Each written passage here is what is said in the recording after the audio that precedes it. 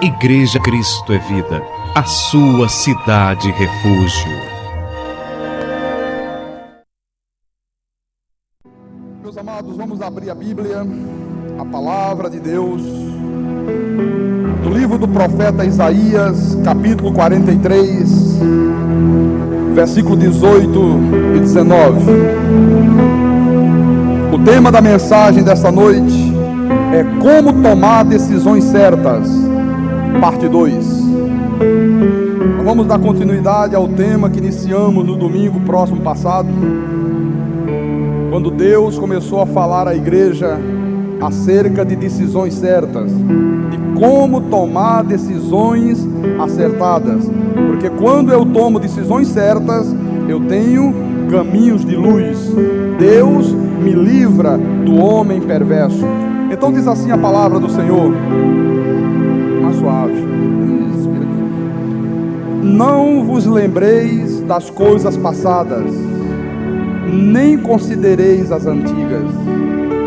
Eis que faço coisa nova, que está saindo à luz. Porventura não o percebeis? Eis que porei um caminho no deserto e rios no ermo. Oremos ao Senhor.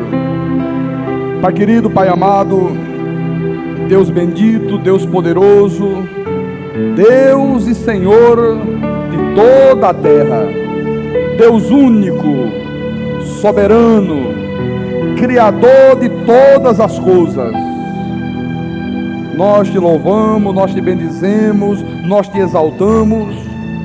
O nosso coração se alegra em Deus. A tua palavra, ela é lâmpada para os meus pés, ela é luz para o nosso caminho. E nós queremos que nessa noite, mais uma vez, Senhor, o teu Espírito venha nos ensinar, venha nos preparar, para que o Senhor possa realizar coisas novas na nossa vida, para que tu possas abrir caminho no deserto e colocar rios no ermo, para que nós vivamos uma vida plena de felicidade, de paz, de boas realizações, e o nome de Jesus, o nosso Deus, seja glorificado em toda a face da terra. Em nome do Senhor, e todos que creem digam amém e amém. Graças a Deus. Então, meus amados irmãos, Deus está nos falando desde domingo passado acerca de coisas novas. Deus está dizendo: eis que porei um caminho no deserto e rios no ermo. Deus está falando de coisas novas. Deus está dizendo que nós não devemos mais nos lembrar das coisas passadas, nem considerar as coisas antigas. Qual é o objetivo de Deus ao fazer com que o pastor traga para a igreja esta mensagem? Deus quer, Deus deseja, é vontade de Deus, irmão, que o seu povo se torne um povo que vislumbre possibilidades de acerto, possibilidades de vitória, possibilidades de grandes realizações, porque nós, o povo da graça de Deus, não podemos aceitar ser um povo que vislumbra impossibilidades. Não, nós vislumbramos possibilidades em todos os dias da nossa vida. Então Deus está dizendo a esta igreja desde domingo passado: eis que eu faço coisas novas. Então você começa a perceber que a vida com Deus não é uma vida de uma rotina cansativa, de uma rotina exaustiva, porque Deus faz coisas novas. Deus faz coisas novas. Quem é que está aqui nessa noite que deseja que Deus faça coisas novas? Diga amém. Olha, pelo amém, senti firmeza. Já vi que você quer realmente coisa nova. Então, irmão, se realmente você quer coisas novas na tua vida, como eu quero na minha, a primeira coisa que tu tens que fazer é o quê? Esquecer as coisas passadas. Não te lembrar mais das coisas antigas. Diga com o teu pastor: as coisas velhas, as coisas antigas já passaram. Novas se fizeram. Então, a partir do instante que tu tomas esta decisão, o Espírito Santo começa a te dar condições de virar o jogo da tua vida. Deus quer, irmão, que nesta noite tu comeces a dar uma volta por cima, que tu comeces a vislumbrar coisas novas em todas as áreas da tua existência. Amém? Podes ter absoluta certeza que a palavra que o Espírito Santo está trazendo para ti nesta noite vai te possibilitar transformar todos os teus impossíveis em coisas possíveis. Eu quero te ensinar nesta noite alguns segredinhos que vão possibilitar que tu venhas a vencer, irmão, todas as impossibilidades da tua vida. Eu quero te ensinar e vou fazê-lo com profundidade, porque tudo que nós fazemos nessa igreja, nós fazemos com profundidade. Alguns segredos que vão tornar possível que através da tua confissão, a palavra impossível venha a se tornar uma coisa obsoleta na tua vida. Que esta palavra impossível venha a se tornar uma palavra sem expressão nenhuma. Que tu nunca mais te lembres desta palavra. Agora, para que isto aconteça, tu tens que entender que há 3 palavras que nós precisamos entender e viver. Quais são essas 3 palavras? Eu estou chamando no meu esboço de 3 palavras secretas, porque elas nos dão condições de vencer os nossos impossíveis. A primeira palavra secreta que eu vou abordar nessa noite, irmão, é a palavra confiança. Diga, confiança. Depois, nós vamos falar da segunda palavra, que chama-se organização. E por último, nós vamos falar de uma terceira palavra que se chama persistência. Eu estou dizendo palavras secretas porque elas são, na verdade, o segredo para quem quer vencer o impossível. Quem quer vencer o impossível, diga amém. Amém. Então, primeiro lugar, confiança. Segundo lugar, organização. E terceiro lugar, persistência. Para que nós tenhamos confiança, é preciso, é imprescindível, irmão, que nós tenhamos muito cuidado com aquilo que nós chamamos de impossível. Por quê, pastor? Porque muitas vezes eu ouço as pessoas dizerem assim: pastor, eu estou esperando no Senhor já fazem 10 anos. Às vezes as pessoas dizem que estão esperando em Deus há 10 anos, mas durante aqueles 10 anos, elas nunca fizeram nada. Elas só disseram: estou esperando no Senhor, mas nunca moveram um dedo. Na realidade, eu creio que durante aquele tempo inteiro, aqueles anos todos que elas disseram esperar em Deus, elas nunca tomaram atitude, porque no fundo, aquilo que elas dizem esperar em Deus, para elas é algo impossível. Elas mesmas nunca acreditaram que aquilo fosse possível se tornar realidade. E aí chega um dia que elas desistem e começam a andar por outros caminhos. E aí começa a colocar a culpa nas circunstâncias, começa a colocar a culpa no diabo, diz que foi o diabo, começa a colocar a culpa em Deus, colocam a culpa na igreja, colocam a culpa no pastor. É verdade.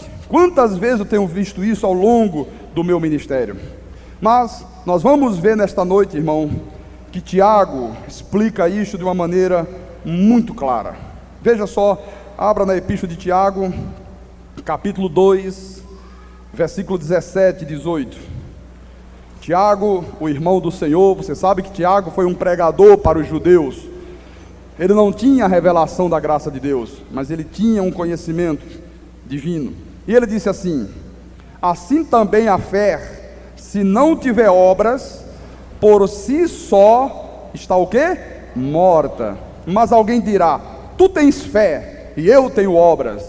Mostra-me essa tua fé sem obras, e eu com as obras te mostrareis a minha fé. Vamos entender isso aqui. Ele está dizendo que se alguém tiver fé, mas não tiver obras, por si só a sua fé está morta. O que é a fé? Primeira pergunta. A fé é um dom de Deus. É um dom de Deus, que Deus concede a todos aqueles que Ele predestinou a este mundo. Por isso que o apóstolo Paulo diz que a fé não é de todos. Não são todas as pessoas neste mundo que possuem fé. somente aqueles a quem Deus predestinou, porque são eles que recebem o Espírito Santo, e é o Espírito Santo que lhes concede o dom da fé. Então Deus tem uma medida de fé que Ele distribuiu a cada um igualmente, a mesma medida fé. Tu tens uma medida de fé. A mesma medida de fé que Deus te deu é a mesma que Deus deu ao pastor da igreja. Não há aquela coisa de eu tenho mais fé, fulano tem pouca fé. Não, isto era na dispensação da lei. Hoje, na dispensação da graça, quando tu tens o Espírito Santo, tu tens o dom da fé, e esta fé é igual para todos os filhos. É este dom da fé, irmão, que torna possível que tu possas confessar Jesus. É este dom da fé que Deus nos concede, que faz com que nós creiamos na segurança eterna da nossa salvação, que nós acreditemos que de fato e de verdade o Senhor nos predestinou para a salvação, que o nosso nome está escrito no livro da vida e ninguém poderá apagá-lo, que o maligno não nos pode mais tocar, que na cruz do Calvário Ele destruiu o diabo, Ele despojou principados e potestades. Todavia, este dom de Deus tem que ser exercitado. Por isso que ele diz: se não tiver obras, por si só está morta. Que obras, pastor? São as obras da lei? Não, atitudes. Se você disser que tem fé, mas você não tiver atitudes condizente com aquilo que você diz que crê, com aquilo que está escrito na Bíblia, a tua fé é ineficaz, a tua fé é inoperante, a tua fé não tem nenhuma serventia, ela é inútil. É como você possuir um carro, um automóvel, e todos os dias você deixar parado na garagem e sair a pé para o trabalho. É inútil ter aquele carro, ele não te serve de nada, irmão. Se você não tem coragem de dirigi-lo, se você não tem coragem de guiá-lo, então a fé, para ser útil, a fé para que ela possa ter serventia na tua vida do dia a dia, ela tem que ser exercitada através de obras, através de atitudes. Então, sempre que alguém tem esta fé, que é dom de Deus, esta fé tem que se manifestar através das obras. Então eu quero que tu entendas, meus amados irmãos, que na nossa vida espiritual, nós precisamos ter uma confiança inabalável em Deus. Quando eu tenho uma confiança inabalável em Deus, as minhas atitudes, acompanhadas das minhas palavras, ou as minhas palavras acompanhadas das minhas atitudes, provam esta confiança. Eu não tenho como mostrar confiança em Deus, senão através de atitudes, senão através de uma boa confissão em linha com a palavra. Então, se eu tiver uma inabalável confiança, uma rigorosa disciplina de vida e uma persistência tenaz, eu sempre serei uma pessoa de decisões acertadas. Eu sempre serei neste mundo mais do que vencedor. Então, você ter uma confiança inabalável, uma rigorosa disciplina de vida e uma tenaz persistência.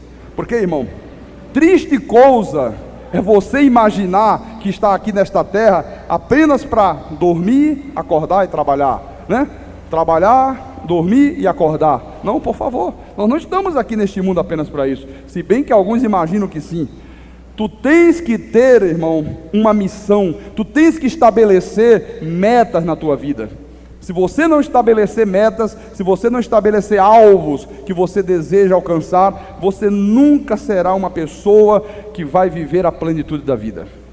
Sempre vai viver uma vida muito mesquinha, uma vida muito para baixo. Então, estabeleça as metas, estabeleça os propósitos e busque alcançar esses propósitos, porque Deus dará condições de você conseguir. Amém?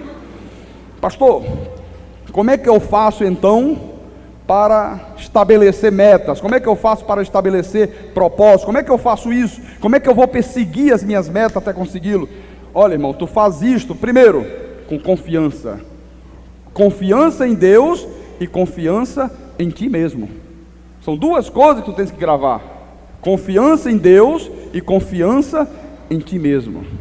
Porque o problema é que há muitas pessoas que confiam tremendamente em Deus, mas elas acham que elas mesmas não têm valor algum, que elas não valem nada. Elas acham que são gafanhoto, elas acham que são pó da terra, que são verme, que são estrume, que são servos inúteis. Na realidade, são pessoas que confiam em Deus, mas que não confiam em si mesmas. E aí você não pode ir para frente se você procede desta forma. Se a tua mente pensa desta maneira equivocada, como que Deus pode se manifestar em teu favor? Pastor, mas se eu disser que confio em mim mesmo, pastor Carlos, eu não estarei roubando a glória de Deus? É a pergunta que alguns irmãos podem fazer. Não, irmão. Quando eu digo que tu tens que confiar em ti mesmo, é você confiar em você mesmo, baseado naquilo que a Bíblia diz. Por isso que o apóstolo Paulo dizia, e ele falava isso de uma maneira muito clara: eu sou o que sou pela graça de Deus. Você sabe o que ele era, irmão? O maior dos apóstolos. Ele dizia: tudo eu posso naquele que me fortalece. Quer dizer, Paulo, ele não via coisas impossíveis na sua vida. Porque quando uma pessoa só vê impossíveis na sua vida, essa pessoa ela vai dia após dia se debilitando, e esta sua vida debilitada, irmão, acaba levando à depressão, acaba levando à frustração, leva a pessoa a viver uma vida de infelicidades. Porque tem pessoas que só veem impossíveis, tudo para elas são impossíveis, elas nunca vislumbram possibilidades. Então, quanto pior uma pessoa se sente, mais a situação se torna impossível para a sua vida. Os sonhos se desmancham, igualzinho os castelos de areia na beira da praia. O futuro se torna muito árduo, se torna um futuro muito sombrio. Quantas vezes você ouve as pessoas dizerem para si mesma: por que eu nasci? Eu não sei por que eu nasci. Por que Deus não me tira logo deste mundo? Às vezes acordam de manhã cedo, meu Deus, mais um dia de vida, que coisa horrível. Nós estamos chegando agora no final do ano, mês de dezembro. Quantas pessoas, quando chegar dia 31 à meia-noite, vão dizer: mais um ano pela frente, que vidinha desgraçada, antes Deus me tirasse logo desse mundo. Você já ouviu pessoas dizerem isso? Sim ou não? Olha, o que Deus quer que tu saibas nessa noite é que há a possibilidade dos teus impossíveis se tornarem possíveis. Eu mesmo, irmão, já vivi momentos impossíveis na minha vida. Eu tenho condições de ser exemplo para esta igreja, de ser exemplo. Eu posso falar desse Deus das coisas impossíveis, eu posso testemunhar destas verdades. Eu lembro que alguns anos atrás, eu morava numa casa lá em Candeias, e num dia de sábado, um sábado muito ensolarado, um sábado bonito, de céu azul, muito sol, nós estávamos lá reunidos com alguns irmãos da igreja que foram passar o sábado conosco. Não lembro se nós tínhamos feito um churrasco, alguma coisa desse tipo, alguma coisa nós fizemos lá. E à tarde, a turma estava tomando banho de piscina, depois fomos jogar um voleibolzinho lá com as meninas, os homens contra as mulheres, né, turma da igreja.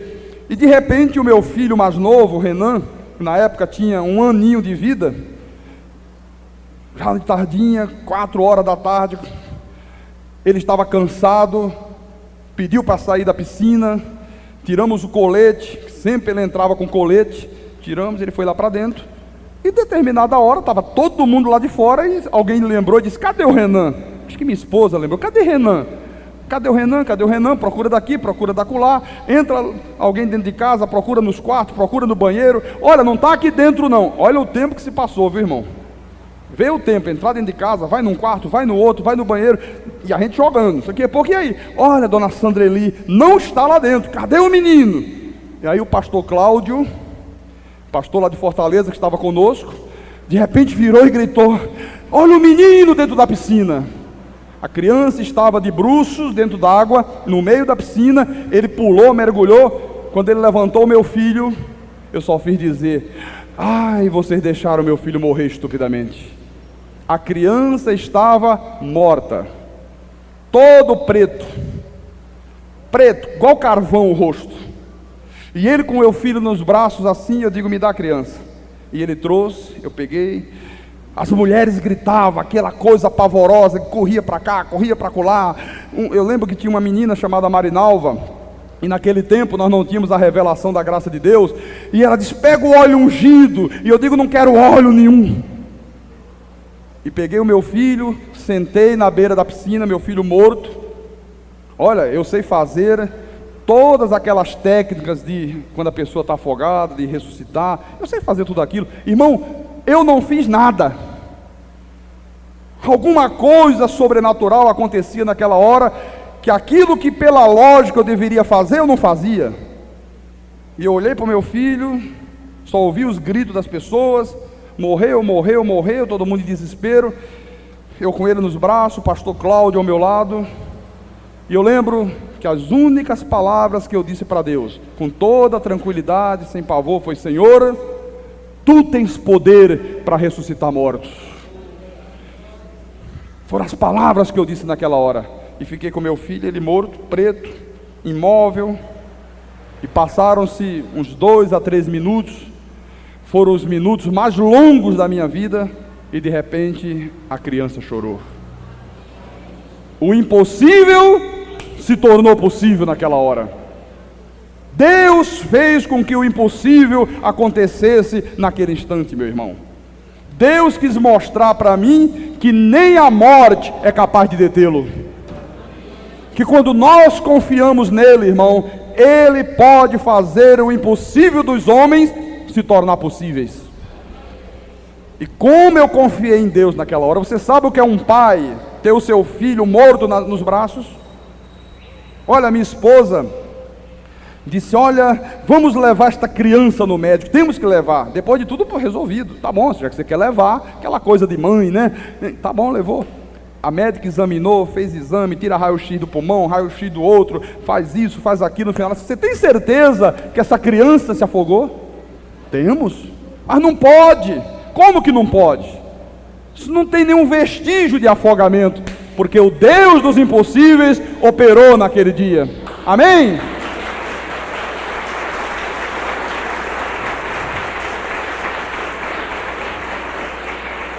Então, meus amados irmãos, tenha muito cuidado com aquilo que você chama de impossível. Porque quando eu começo a chamar coisas de impossíveis, essas coisas vão se tornando cada dia mais impossíveis na minha vida. Por isso eu quero que tu entendas que o desejo de Deus, a vontade de Deus, é que tu sejas um vislumbrador de possibilidades. Tu tens que vislumbrar possibilidades em todos os dias da tua existência. Porque, irmão, quando eu começo a dizer: é impossível, está russo, não tem jeito, não vai dar. Olha, essas coisas são sementes que começam a ser semeadas na minha mente, e aquilo vai se tornando cada vez mais impossível. Palavras são sementes. Quem se torna um vislumbrador de possibilidades, ele diz: é possível. Ele diz: vai dar certo, tudo eu posso. Mesmo que tu não veja, mesmo que tu não sinta, mas tu falas porque a Bíblia diz que é assim. Veja o que diz o sábio Salomão. Salomão entendia também muito dessas coisas. E no livro de Provérbios, capítulo 6, versículo 2, ele disse: estás enredado com o que diz os teus lábios, estás preso com as palavras da tua boca. Então, se a minha boca começa a dizer: não vai dar, é impossível, é um câncer, é um tumor, é uma dívida imensa, é o agiota, então realmente, irmão, não vai dar nunca. Não vai dar nunca. Por quê, pastor? Porque você fica preso às palavras da tua boca e enredado com aquilo que os teus lábios estão dizendo. É por isso que eu te digo que é muito perigoso aquilo que nós começamos a chamar de impossível. Esta igreja é um exemplo disto, irmão. É um exemplo vivo. Há 7 anos atrás, quando eu saí da seita que eu fiz parte, eu lembro que naquela oportunidade, as palavras que chegavam aos nossos ouvidos eram: olha, estão dizendo que não dão 2 meses e vocês fecham as portas. Não vai dar, vocês não vão conseguir, é muito difícil. E eu dizia: tudo eu posso naquele que me fortalece. Já se passaram 8 anos, e como é que fica a boca daqueles que disseram 3 meses e fecha as portas? Como é que fica? Depois, aqueles que nos acompanharam, alguns pastores, colegas nossos de ministério, quando começaram a ver as dificuldades, quando começaram a ver as grandes lutas, nós fazíamos cultos lá em Fortaleza, irmão, que dava 6 pessoas, 5 velhinhas com artrose e uma com gripe. É verdade. É realidade. E eles diziam, não vai dar, não tem condições, poxa, é um fracasso. E a gente lutando, não, Deus vai nos honrar, nós somos de Deus, Deus está vendo as nossas intenções, Deus sabe que nós somos íntegros, Ele sabe que nós fazemos a obra dEle com lealdade, com fidelidade, com amor, com honestidade. Depois de uns 2 anos, uma dessas pessoas, chamado pastor Antônio Carlos, um dia ligou para mim e disse, pastor Carlos, estou me desligando da igreja. Digo, por quê? Não, está muito difícil, eu não estou vendo possibilidade desta obra ir adiante, as coisas estão tremendas, olha, minha mulher está reclamando, eu tenho que olhar para os meus filhos, eu tenho que olhar para a minha vida. Então, estou saindo e tchau. Hoje, este rapaz está lá em Fortaleza, na Casa da Bênção. Sai demônio, entra demônio, sai pombagira, sai preto velho, e o óleo, e o enxofre, e a rosa. E nós estamos aqui pregando a revelação da graça de Deus. Amém, irmão?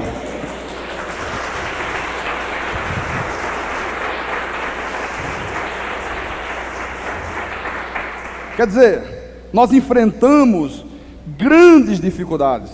Nós tínhamos um pastor chamado pastor Jorge Germano. Quem lembra dele? Alguém lembra? Ele chegou a ser pastor aqui em Recife. E houve um dia que esse pastor estava na igreja de Fortaleza. Eu vim para cá, para essa igreja.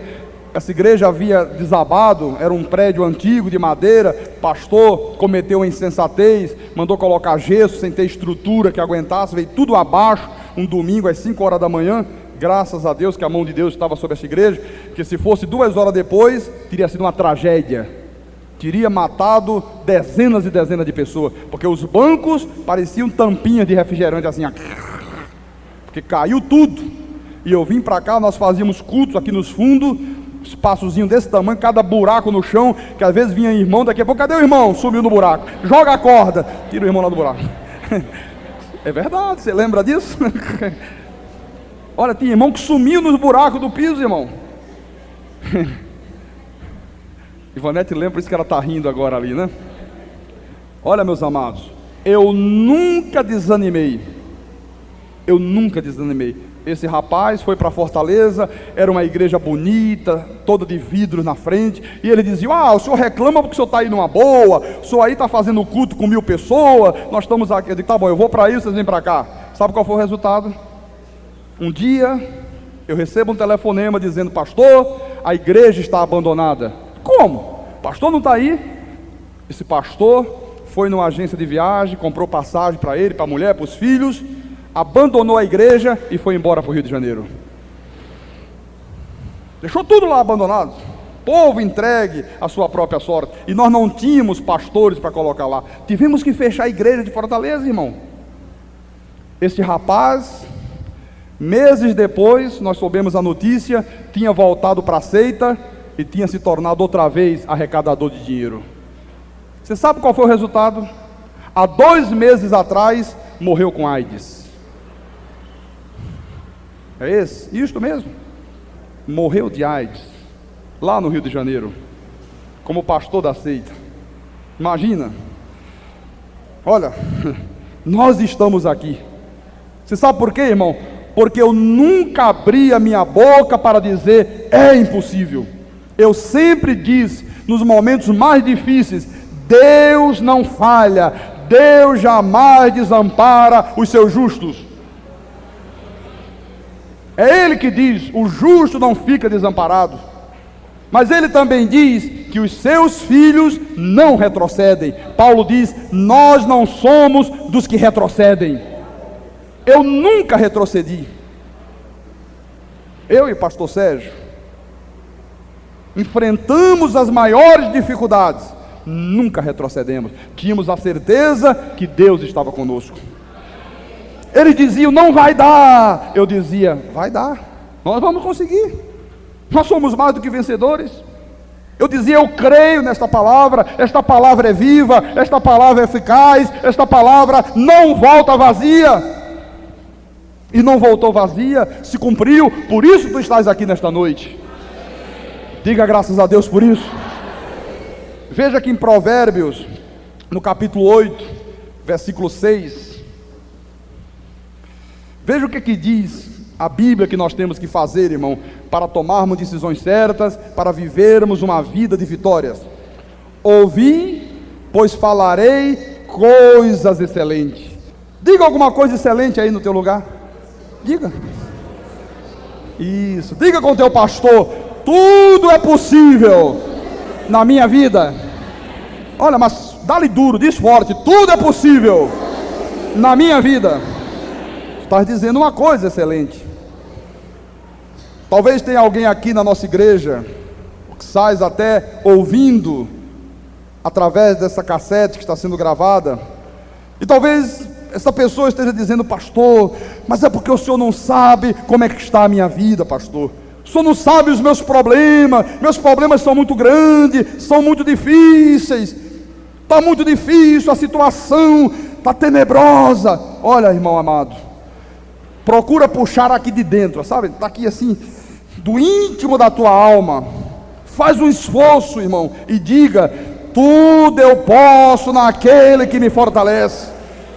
Arranca de dentro de ti, põe nos teus lábios, maior é aquele que está em mim, do que aquele que está no mundo. Porque se tu não fizeres isso, irmão, a Bíblia diz que tu vais ficar enredado com as palavras da tua boca. Se tu ficas falando palavras negativas, se tu fica dizendo não dá, não posso, impossível, tu vais ficar preso às próprias palavras que os teus lábios estão proferindo. Agora tu tens que falar essas coisas, irmão, vindo lá de dentro, não é apenas da boca para fora. Porque se tu disseres estas verdades do fundo do teu coração, não haverá impossíveis na tua vida. Tu verás a glória de Deus se manifestar em todos os teus dias. Então, meus amados, tudo isso que Deus está nos ensinando é para que você dê um empurrão na tua vida, para que eu dê um empurrão na minha vida. Eu quero que a partir desta noite, tu dês um empurrão, mas daquele forte, sabe como é que é? Aquele empurrão que as pessoas têm que sair da frente, porque você está a 100 por hora. É, pastor Sérgio, tem que ser a 100 por hora, não pode nem respeitar o limite de 80, passa direto, vai com, empurra o pé mesmo, irmão. Então olha só, estas 3 palavrinhas secretas, confiança, organização e persistência, elas vão funcionar na tua vida. Pode ter certeza disso, irmão, porque isso são 3 qualidades que destroem os impossíveis. São 3 qualidades que destroem os impossíveis. Veja que nós já gastamos 32 minutos de mensagem nesta noite só para falar de confiança. Domingo que vem, domingo da ceia, nós vamos falar de organização, e na outra quarta vamos falar de persistência. Então eu quero que rapidamente você venha comigo ao livro de Números. Vamos lá para o Velho Testamento, livro de Números, capítulo 13. Números 13 é o capítulo. Olha, este livro, ele apresenta, irmão, uma experiência muito prática, que eu tenho certeza ela vai nos ajudar muito a compreender esta palavra, confiança. Há alguma coisa por trás desta palavra que precisa ser muito bem compreendida pelo povo de Deus. Nós vivemos num mundo de muita desconfiança. Há pessoas que desconfiam até da sua própria sombra, irmão. Há pessoas que desconfiam até de Deus. Olha, você sabe o que é que os americanos colocaram nas suas cédulas de dinheiro? Eles colocaram assim: em Deus nós confiamos. Todo dinheiro americano tem essa expressão: em Deus nós confiamos. Então, a primeira palavrinha do teu código secreto de relacionamento com Deus vai ser qual? Confiança. Diga, confiança. Então, o que se passou neste capítulo 13, versículo 1 de Número, disse assim: disse o Senhor a Moisés: envia homens que espiem a terra de Canaã, que eu hei de dar aos filhos de Israel. De cada tribo de seus pais enviareis um homem, sendo cada qual príncipe entre eles. Olha que coisa nós vamos encontrar aqui. Deus havia tirado o povo de Israel da escravidão do Egito, e Deus disse: eu vou levar vocês, eu vou dar a vocês uma terra que mana leite e mel, uma terra maravilhosa. Vocês vão possuir essa terra, vocês vão morar nesta terra, e vocês vão viver uma vida deleitosa. Eles caminharam pelo deserto, chegaram próximo da terra prometida de Canaã, e Deus disse: Moisés, escolhe 12 homens, e manda espiar a terra, manda fazer um reconhecimento, né? Começa a ver para que tu possas planejar como é que tu vais tomar posse. Veja, irmão, que a nossa vida tem que ser uma vida planejada, tem que ser uma vida organizada. Foram os 12 espias, eles espiaram a terra, eles viram como é que a terra era, e no versículo 27 diz assim: relataram a Moisés e disseram: fomos à terra que nos enviaste, e verdadeiramente mana leite e mel, este é o fruto dela. Olha só, eles foram e disseram: Moisés, maravilhoso Moisés, linda a terra, é realmente aquilo que Deus disse que é. Olha, mana leite e mel, tem uvas, tem figos, tem romãs. Olha, em se plantando nesta terra, tudo dá. A terra é realmente como Deus prometeu. Mas no versículo 28 diz: o povo, porém, que habita nesta terra é poderoso. Aí já começou a palavra de pessimismo. Olha, já começou o pessimismo. Olha, porém, olha, irmão, quando você vê uma pessoa, porém, todavia, contudo, Deus disse, porém, Deus disse, todavia, contudo, não sei, talvez.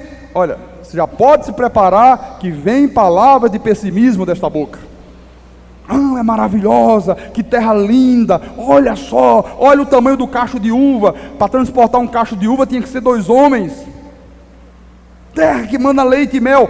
Porém, o povo que habita nesta terra é poderoso, e as cidades muito grandes e fortificadas. Também vimos ali os filhos de Enaque. Sabe, aquela pessoa que diz assim: pastor, olha, o meu sonho é construir a minha casa própria. Mas aí eu comecei a ver o preço, pastor, do milheiro de tijolo, do saco de cimento. Fui ver lá quanto é que custa um vergalhão de ferro. Pastor, impossível, não vai dar, não tenho condições de construir casa própria nenhuma. E aí a pessoa já começa a se ver como gafanhoto, e já começa a ver que tudo está diante dela é gigante. Palavras de pessimismo, palavras que fazem com que as pessoas fiquem para baixo. Irmãos, eu tenho dito e repito, esta igreja não tem pessimismo. Esta igreja, ela tem a vontade de Deus para a nossa vida. Veja que estes homens que foram espiar a terra, eles começaram a se inferiorizar, eles começaram a se desvalorizar, e Deus não quer isto. Deus não quer que os seus filhos se desvalorizem, Deus não quer que você se desvalorize. Deus não aceita isso na nossa vida. Você vê que estes 10 homens pessimistas, 10 homens, conseguiram inflamar pessimismo no meio do povo. E sabe o que aconteceu por causa disso? Veja por favor no versículo 14, do capítulo 14, versículo 1. Levantou-se, pois, toda a congregação e gritou em alta voz, e o povo chorou naquela noite. Olha, 10 pessimistas conseguiram, irmão, inflamar pessimismo em 1 milhão de pessoas. Arrasaram com a vida de 1 milhão de pessoas. O que faltou a este povo? Confiança. Para tu venceres na vida, tu tens que ter confiança. Confiança em Deus e confiança em você. Então, entre 12 espias, 10 foram pessimistas, mas 2, Josué e Caleb, foram confiantes, tiveram confiança em Deus. Veja o capítulo 13, versículo 30. Diz assim a palavra: então Caleb fez calar o povo perante Moisés e disse: eia, subamos e possuamos a terra, porque certamente prevaleceremos contra ela. Olha o que Josué e Caleb disse. Olha o que aqueles 10 pessimistas disseram. Versículo 31. Porém os homens que tinham subido disseram: não poderemos subir contra aquele povo, porque é mais forte do que nós. E diante dos filhos de Israel infamaram a terra que havia espiado, dizendo: a terra pelo meio da qual passamos a espiar é terra que devora os seus moradores, e todo o povo que vimos nela são homens de grande estatura. Também vimos ali gigantes, os filhos de Anak, que são descendentes de gigantes, e éramos aos nossos próprios olhos, olha como é que eles se viam, irmãos, como gafanhotos, e assim também o éramos aos seus olhos. Josué e Caleb disseram: não, subamos e possuamos a terra, porque certamente prevaleceremos contra ela. Isso é tremendo. Então, nós temos aqui duas posições antagônicas. 12 espias foram espiar a terra, 10 retornaram com notícias pessimistas, 2 retornaram com notícias otimistas. 10 disseram: não dá para conseguir, não vamos conseguir. 2 disseram: nós vamos conseguir, nós vamos prevalecer, o Senhor é conosco, nós vamos vencê-los. De que lado você fica, irmão? Dos pessimistas ou dos otimistas?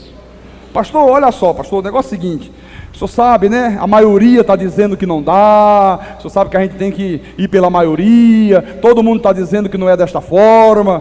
Às vezes, irmão, vem pastor, às vezes eu fico em dúvida, porque todo mundo, a maioria está dizendo que não é predestinação, que a salvação se perde. Olha, eu acho que eu vou ficar do lado da maioria. Irmãos, 10 que eram maioria disseram: não dá. 2 que eram minoria disseram: dá. Claro que dá, já deu, vai dar certo. Ponha na tua cabeça que muitas das vezes a maioria é burra. Há um ditado popular que diz: a voz do povo é a voz de Deus. Olha, esses 10 aí era o povo, era a maioria.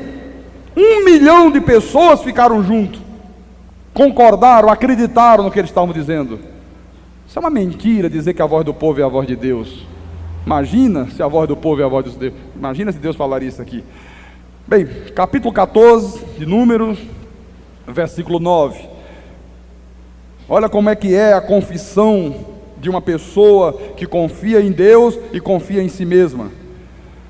Josué e Caleb disseram: tão somente não sejais rebeldes contra o Senhor, e não temais o povo desta terra, porquanto como o pão os podemos devorar. Retirou-se deles o seu amparo. O Senhor é conosco, não temais.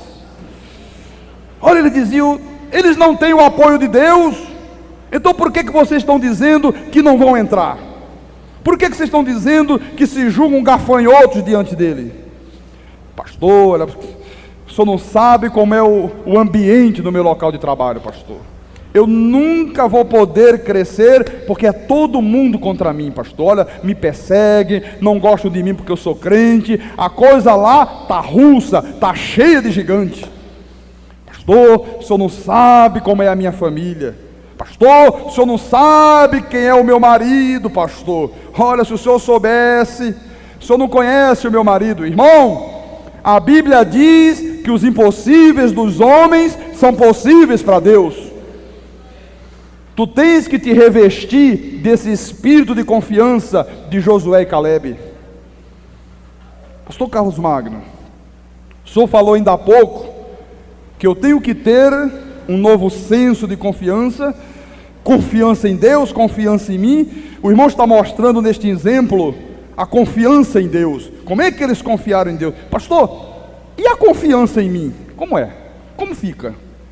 Olha, meu amado, minha amada, eu vou te mostrar nesta noite um segredo maravilhoso. Este segredo, ele está resumido numa simples expressão que, se você entender, ela vai operar coisas grandiosas na tua vida. Eu me refiro à palavra autoestima. O que é uma pessoa que tem autoestima? Primeiro, é uma pessoa que se valoriza. Tu tens que se valorizar, irmão. Tu não és uma pessoa qualquer neste mundo. Tu não és uma mulher qualquer, tu não és um homem qualquer, tu és um eleito, tu és um abençoado, tu és uma pedra viva, tu és povo de propriedade exclusiva do Deus Todo-Poderoso. Uma pessoa que tem autoestima é uma pessoa que se valoriza. Ela acorda de manhã, ela toma banho, ela escova dente, ela cuida dos cabelos, ela põe uma roupa bonita, ela se olha no espelho. Legal. Poxa, tremendo. Perfumezinho. É, irmão, tem autoestima, se cuida, se valoriza. É uma pessoa que se respeita. Porque há pessoas que nem respeitam o próximo, nem respeitam a si mesma. Elas dizem que são gafanhotos, que são vermes, que são pó da terra. Elas dizem que o diabo vai te pegar. Elas dizem que predestinação é do diabo, que é heresia. Elas dizem que tem que pagar um preço, que tem que sofrer. Então, uma pessoa que tem autoestima é uma pessoa que valoriza-se, respeita-se e cuida-se. Você tem que cuidar da tua aparência, irmão. Tu tens que cuidar de ti mesmo. Se você já não liga mais para a aparência, não liga mais de dar um trato no cabelo, já não se preocupa mais de colocar uma roupa bonita, um perfume, olha, tu não tens autoestima. Tu não gosta de ti mesmo. Tu estás caminhando a passos largos para uma depressão, para viver uma vida de frustrações, de ansiedade, de insegurança. De que adianta você dizer eu amo a Deus, se você não se amar a si mesmo? O mandamento diz o quê? Amar a Deus e ao próximo como a si mesmo. Quem é que tinha autoestima? Aqueles 10 pessimistas ou os 2 otimistas? Os 2 otimistas, irmão. Eles se valorizaram, eles se respeitaram. Eles disseram o quê? Nós somos menores, mas Deus está conosco. Deus está do nosso lado. Eles não têm o respaldo de Deus, nós temos, nós vamos vencê-lo, nós vamos devorá-lo como pão. Isto é ter confiança em Deus, irmão. Isto é acreditar em impossíveis. Isto é acreditar em impossível. Mas eu quero no finalzinho desta mensagem te mostrar agora um exemplo mais prático, um exemplo mais intimista. Abra por favor a Bíblia no livro de Marcos, Marcos, capítulo 9, versículo 17 a 23. Diz assim a palavra do Senhor: E um dentre a multidão respondeu: Mestre, trouxe-te o meu filho, possesso de um espírito imundo. E este, onde quer que o apanha, lança-o por terra, e ele espuma, rilha os dentes e vai defiando. Roguei a teus discípulos que o expelissem, e eles não puderam. Então Jesus lhes disse: Ó geração incrédula, até quando estarei convosco? Até quando vos sofrerei? Trazei-mo. E trouxeram-lo. Quando ele viu a Jesus, o espírito imediatamente o agitou com violência, e caindo ele por terra, revolvia-se espumando. Perguntou Jesus ao pai do menino: há quanto tempo isto lhe sucede? Desde a infância, respondeu, e muitas vezes o tem lançado no fogo e na água para o matar. Mas, se tu podes alguma coisa, tem compaixão de nós e ajuda-nos. Ao que Jesus lhe respondeu: se podes, tudo é possível ao que crer. Olha, parece que isto aqui soa como uma coisa mais íntima a cada um de nós. O exemplo de Josué e Calebe era um povo, né? Uma nação. Mas agora nós temos aqui o quê? Um homem, um pai, um chefe de família. Você sabe qual é o maior sonho de todo homem e de toda mulher? É ter um filho. Os homens principalmente, e ter um filho homem.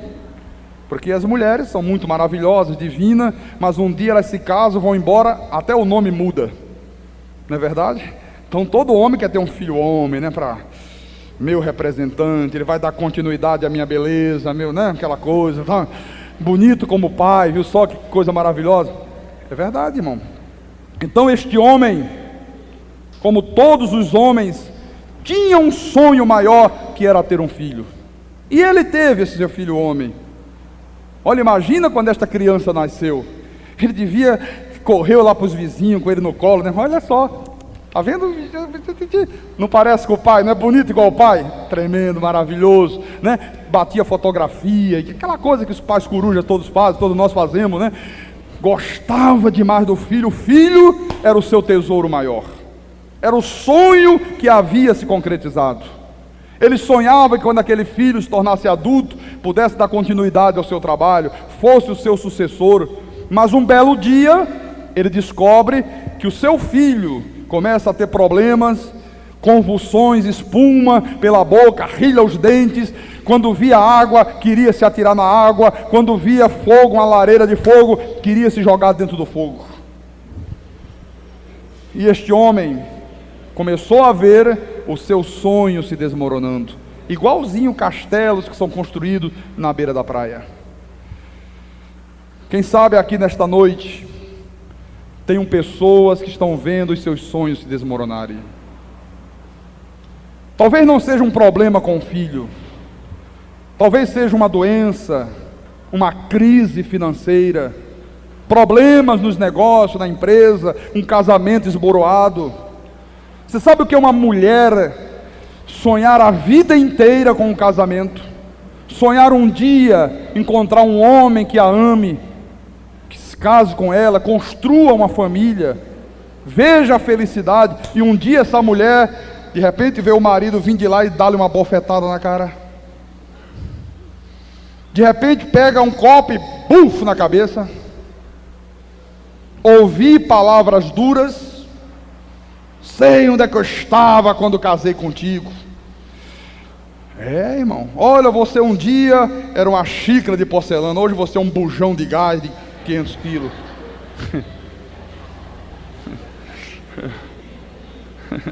Vocês estão rindo, irmão? O sonho daquela mulher começa a se desmoronar. É como este pai, é como este homem estava vivendo naquele momento, irmão.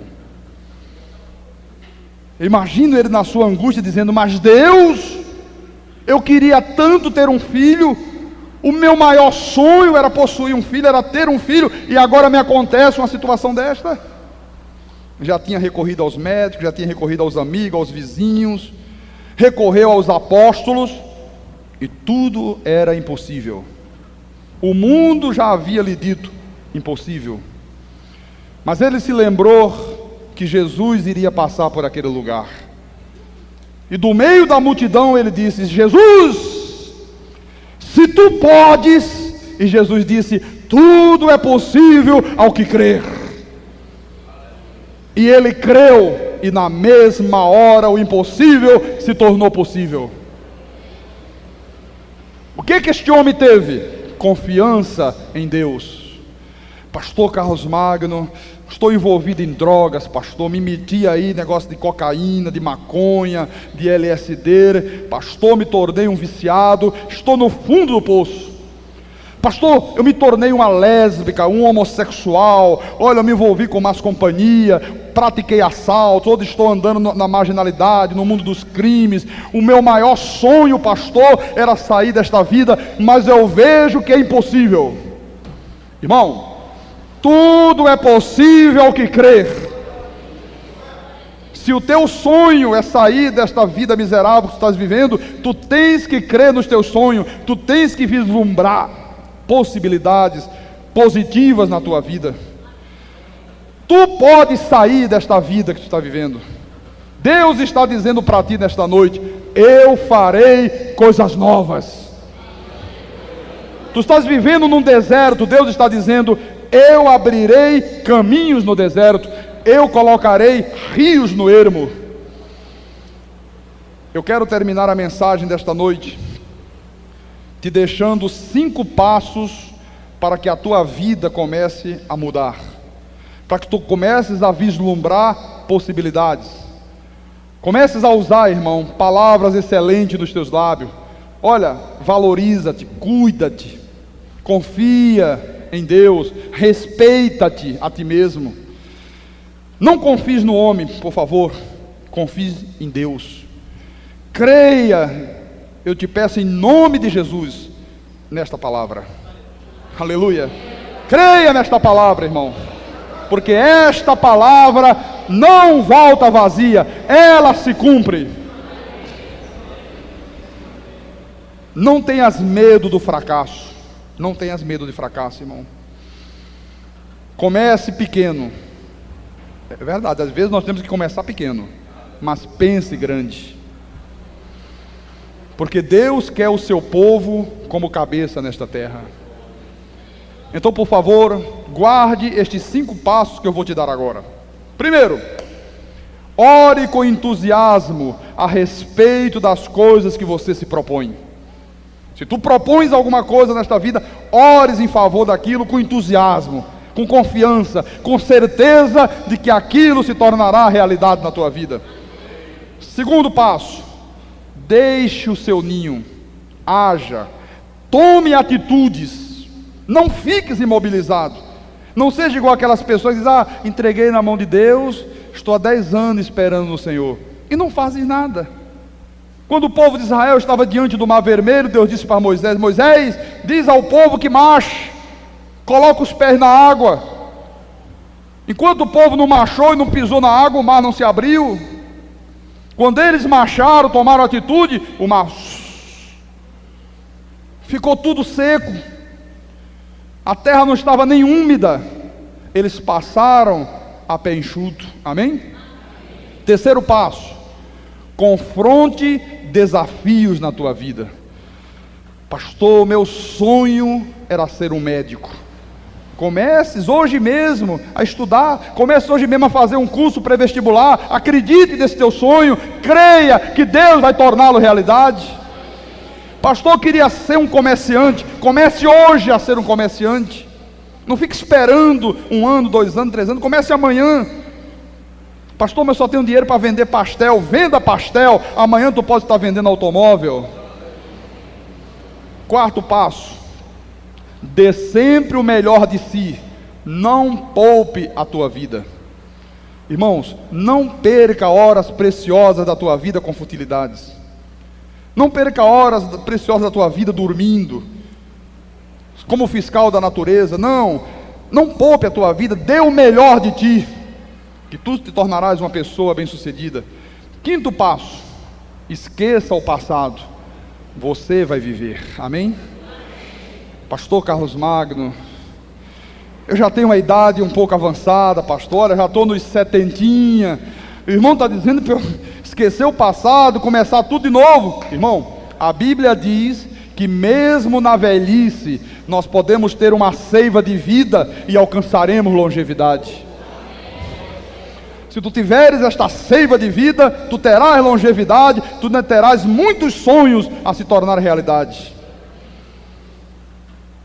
Creia, meus amados irmãos, que Deus te dará o melhor. Tenha confiança. Tu tens que acreditar neste Deus, tu tens que confiar nesta palavra. Se assim o fizeres, tu tomarás decisões certas e tu serás bem-sucedido por onde quer que andares. Olha, diga com os teus lábios, bem baixinho: eu confio. Um pouquinho mais alto: eu confio. Diga normalmente, com o seu timbre de voz normal: eu confio. Agora diga bem alto: eu confio. Aleluia. Diga: eu confio em Deus e em mim mesmo. Tudo eu posso naquele que me fortalece. Eu sei que nesta noite, meus amados irmãos, o Espírito Santo trouxe pessoas aqui neste santuário que tiveram os seus sonhos destruídos. Pessoas que estão vivendo uma vida cheia de emaranhados, cheia de problemas, de dificuldades. Pessoas que já derramaram lágrimas de sangue,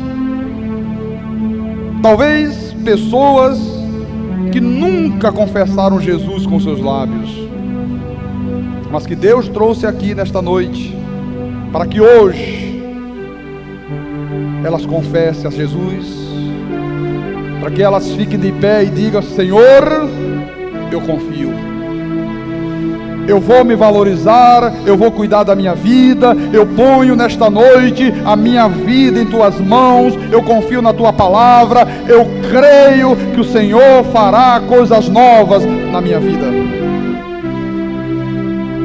Se tu fizeres isto